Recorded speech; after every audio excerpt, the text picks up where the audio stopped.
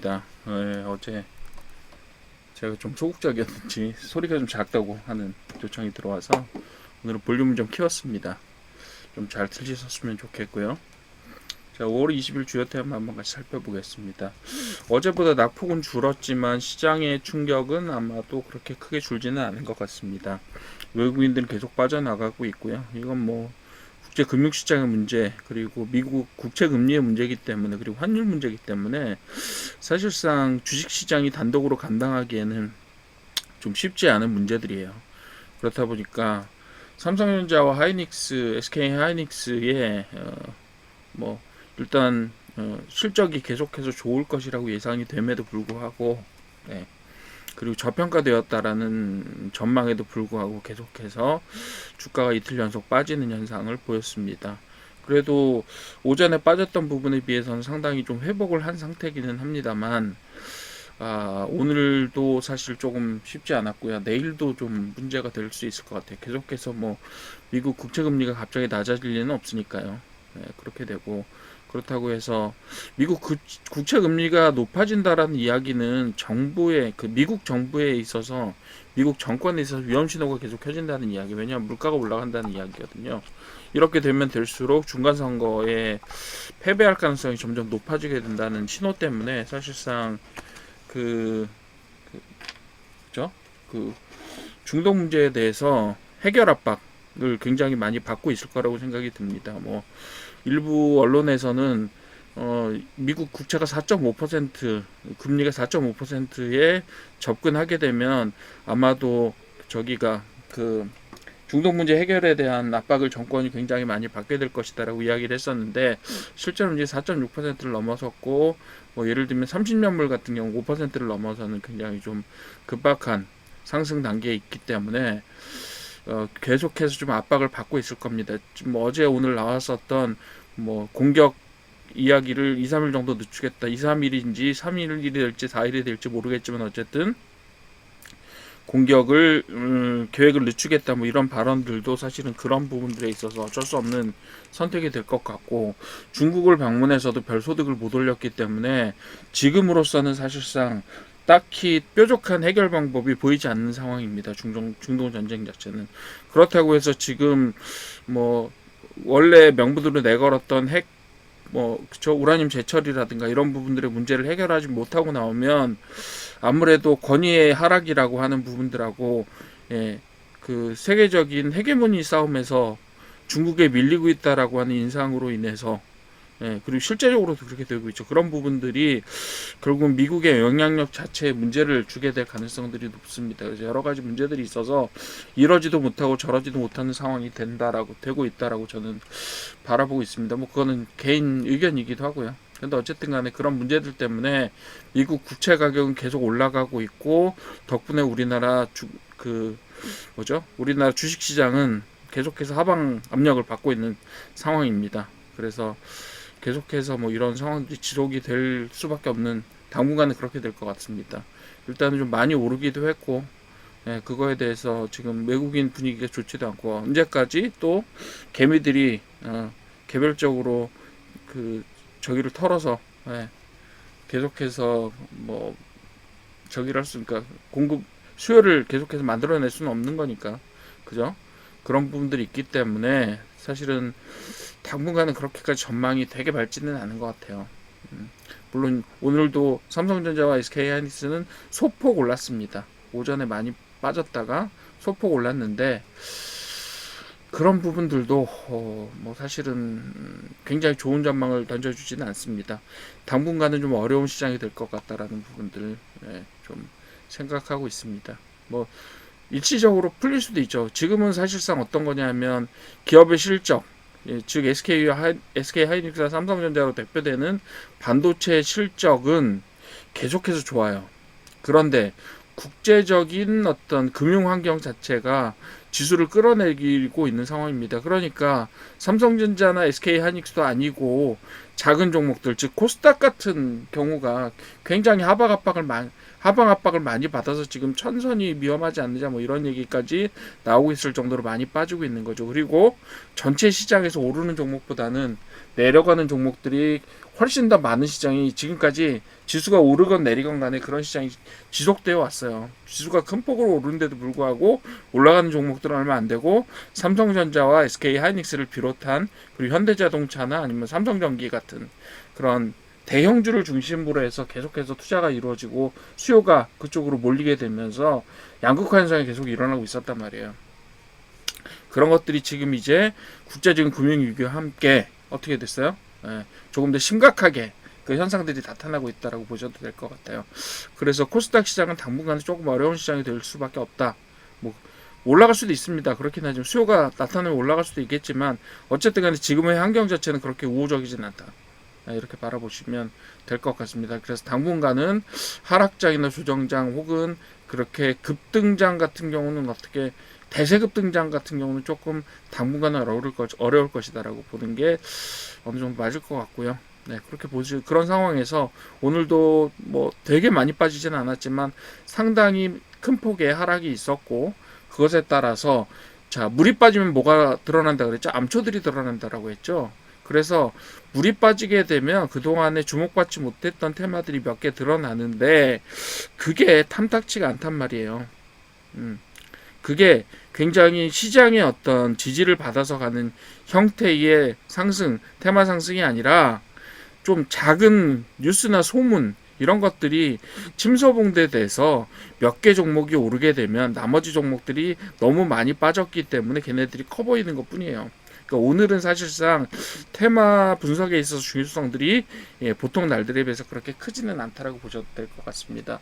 첫 번째로 광통신하고 통신장비, 요건 AI 병목 해결을 위한 광커넥터, 광 인터커넥트 부각이라고 얘기했는데 이건 그냥 하나금융그룹에서 분석 조사한 것에 불과해요. 그냥 별거 아닙니다. 그냥 그 어느 금융업체에서 야 이거 광통신 앞으로도 중요할 것 같은데 같은 전망을 내놨어요. 근데 걔네들이 맞추는 거 보셨어요? 잘 못 맞춥니다. 그래서 인원 뭐 빛과전자니 이런 데도 많이 올랐지만 걔네들이 실이 없다고 말씀드렸잖아요. 그 실제로 그 엔비디아하고 관련해서 인공지능의 병력 현상을 해소하는 형태의 광통신 기술을 가진 회사는 미국에 몇 개 회사밖에 없어요. 뭐 마벨이나 아니면 코헤런트나 아니면 뭐 있죠 또 몇 개 더 있는데 그 코닝이나 뭐 이런 회사들 직접적으로 투자도 받고 앞으로 전망도 있습니다. 그렇죠. 우리나라는 아직까지 광통신 통신 장비 업체들이 그 정도 기술력을 확보하고 있지를 못해요. 그러니까 엔비디아에서 뭘 던져준다 그래도 그걸 받아먹을 상황이 못 됩니다.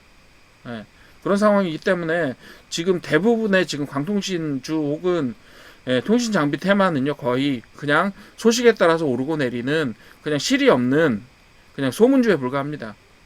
한마디로 작전주에 가깝다라고 보셔도 돼요. 그렇게 움직입니다. 그러니까 그런 것들은 좀 조심을 하시고 어쨌든 투자 심리가 몰리고 상승한다라는 이야기는 어느 정도는 걔네들도 주목받을 만한 가치가 있을 거라고 생각하지만 실제적인 실적에 의한 가치는 별로 없습니다. 하지만 올라가는 건 현상적으로 올라가고 있는 거기 때문에 심리에 의한 움직임을 감당하실 수 있는 분들은 가셔도 됩니다. 그렇지만 언제 어떻게 뉴스가 바뀌고 하락 테마로 바뀌게 될지는 저도 장담할 수가 없어요. 지금 광통신과 통신장비는 그런 시장입니다.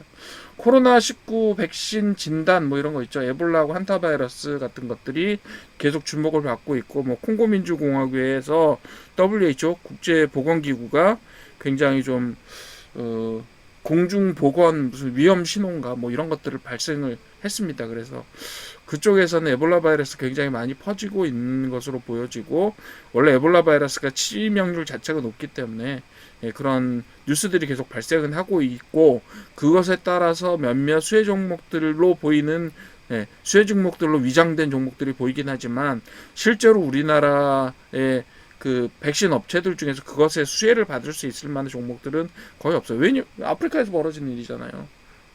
그거 가지고 뭐 백신을 누가 더 만들어서 그거 가지고 수혜를 볼 수 있겠다?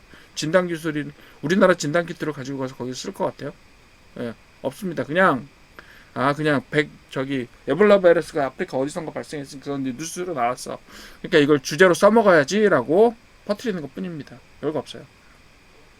반도체 대표주는 장 후반에 약간의 반등이 있으면서 그렇게 되면서 삼성전자가 반등을 하고 SK하이닉스도 보합세에서 약간 반등을 하고 이런 추세를 보였기 때문에 그저 뽑아놓은 것 뿐입니다. 별거 없어요.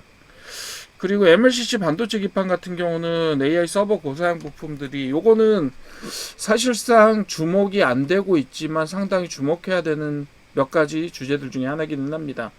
MLCC가 그 예를 들면 AI 서버의 활용 부분, 저희가 인퍼런스라고 부르는 그 추론, 그러니까 학습으로 열심히 인공지능을 생산해 놓은 다음에 그걸 가지고 우리가 질문하는 상황 있잖아요. 예를 들면 챗GPT한테 우리가 야 증권시장 시황에 대해서 예측해줘 뭐 이런 식으로 질문을 던지는 거 있잖아요. 그걸 보고 추론이라고 불러요. 예. 데이터를 싹싹 긁어 모아서 지금도 하고 있는 작업이지만 예를 들면 제미나이나 챗GPT 같은 회사들이 지금 발생하고 있는 데이터를 싹싹 긁어 모아서 어떻게 해요? 계속해서 인공지능에다 학습을 시키고 있단 말이에요. 예, 파라미터를 계속 변경시키는 작업을 해주고 있단 말이에요. 그런 작업들을 학습이라고 불러요. 트레이닝이라고 부르고요. 그리고 우리가 그 학습된 결과의 모델을 가지고 질문을 하고 어떤 답을 얻어낸다든가 그림을 그려달라고 한다든가 음악을 만들어달라고 한다든가 아니면 코드를 짜달라고 한다든가 최근에 그런 것들이 많이 늘었죠. 그런 작업들을 할 때 필요한 것들이 바로 MLCC나 반도체 기판의 새로운 어떤 내용들 이런 것들이 좀 더 중요하게 생각이 돼요. 학습할 때 제일 중요한 건 그냥 GPU가 좋은 거예요. 좋은 GPU를 가지고 있으면 잘 학습합니다. 근데 그 다음에 메모리라든가 MLCC라든가 이런 그죠? 멀티레벨 뭐 컨덴서 뭐 이런 것들이라고 부르잖아요. 그래서 이런 것들이라든가 이런 것들이 사용되는 거는 실제로 걔네들이 활용되는 예를 들면 자동차에 인공지능을 얹어서 뭐 저희 자율주행 시스템을 사용한다. 로봇에 인공지능을 얹어서 로봇을 작동시키고 그 다음에 로봇으로부터 학습시킨다. 뭐 이런 것들 있잖아요. 그런 것들을 하는 것이 바로 그 추론이라고 하는 영역이 되겠고요. 그 추론의 영역으로 갈 때 MLCC 같은 것들이 많이 쓰여요. 실제로는 그러니까 학습할 때 쓰이는 것보다는.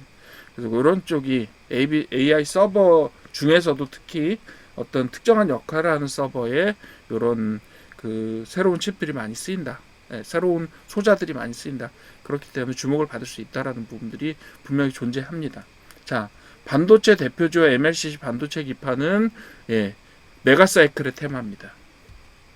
전 세계적으로 AI 사이클을 돌리고 있는 즉 삼성전자와 SK하이닉스를 돌리고 있는 AI 메가사이클의 일부라고 보시면 돼요.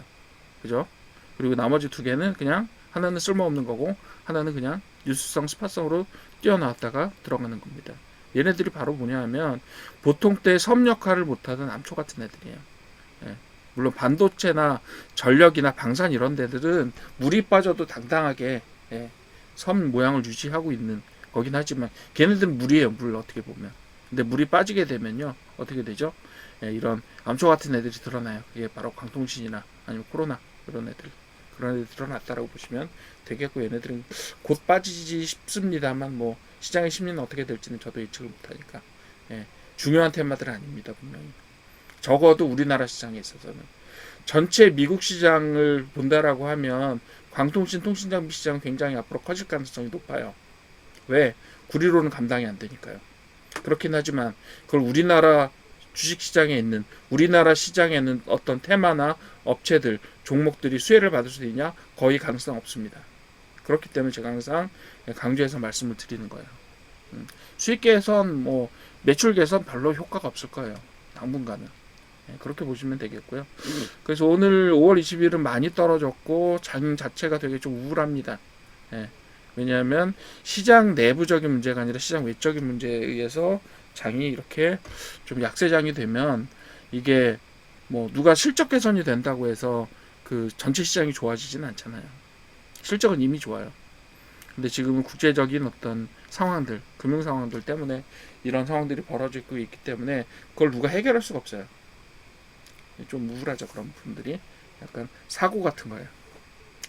그런 부분에 있어서 당분간은 되게 조금 우울할 수 있다. 장세 자체가 그런 부분들을 감안을 하시고 이럴 때일수록 조금 더 신중하게 빨리 올라갈 때도 신중하게 가셔야 되고요. 그리고 이렇게 물이 빠질 때도 굉장히 신중한 포지션을 취하셔야 된다. 그렇다고 막 다 팔아서 현금화해라 이런 말씀을 드리는 건 아니고요. 그런 말씀이 아니라 그럴 때일수록 눈을 더 키워야 된다라고 하는 말씀을 드리는 거예요. 종목 잘 고르셔야 된다. 이런 말씀을 드리는 거예요. 이렇게 말씀드리면 나 종목 고르는 거 언제 알려주냐라고 말씀해 주시는데 종목 고르는 건 여러분들이 연습을 하셔야지. 제가 종목 고르는 거 간간히 말씀드리잖아요. 종목에 대해서. 근데 오늘은 사실상 제가 설명해 드릴 만한 종목들이 별로 없어요. 제가 설명해 드릴 종목들은 이미 이노 인스트루먼트하고 그 다음에 그 성문전자는 제가 한번 소개해 드렸어요. 얼마 전에. 예. 그 성문전자는 한번 찾아보십시오.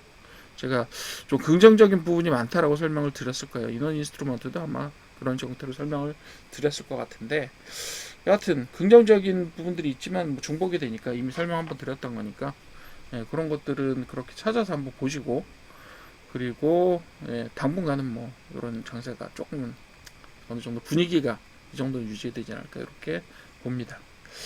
자, 5월 20일 주요 테마는 이렇게 살펴봤고요. 오늘도 역시 큰 하락 장세를 보이다 보니까 대형의 어떤 테마들이나 중요한 테마들보다는 군소 테마들, 수시로 등장하는 테마들이 자리를 차지하고 있었다. 이렇게 보시면 되겠습니다.